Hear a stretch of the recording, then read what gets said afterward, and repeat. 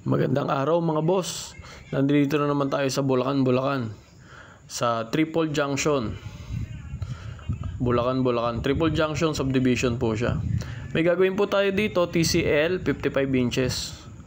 Ito po yung problema ng TV nila.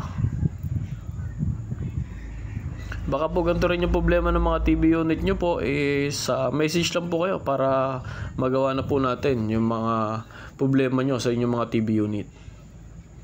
Yan po siya, may liwanag po yung LCD niya pero no image po siya. Walang lumalabas na image sa TV nila. Pero yan, no, kung makita nyo, pagka medyo dinidin o kinakatok natin yung LCD, may liwanag na lumalabas. Ibig sabihin, buo yung backlight ng TV nila.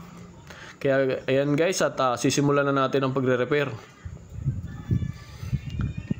Ayan nga guys, at guys, pagka pala may mga gusto magpagawa ng TV, message lang po kayo. Kahit dito po sa sa video po natin, nag-message po kayo or PM nyo po kami. Nakalagay po diyan sa namin yung contact number po namin. Tawag po kayo or message po kayo para ma-assist po natin at magawa po natin ang TV nyo.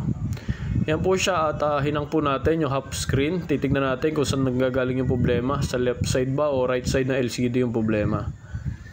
Kaya guys, nung hinang natin yung kalahati na LCD is lumabas yung image niya. Yan guys, di ba kanina guys wala siyang image, pero nang hinang natin yung kalahati is nag-image na po siya.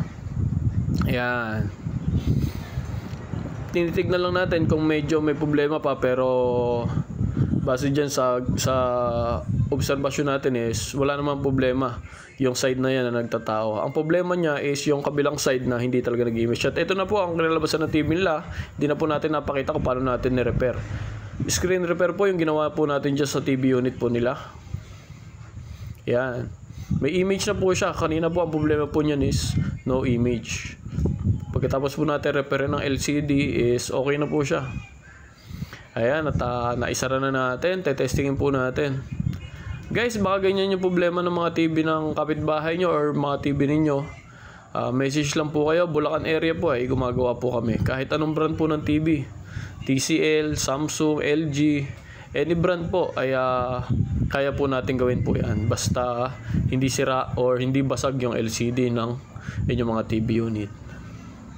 Guys, nga pala, yung mga ginagawa po namin dito is huwag nyo pong subukan gawin kasi pawang mga professional na technician lang po ang dapat gumagawa nito para po hindi na po dumami o lumala pa yung problema ng mga TV unit nyo po.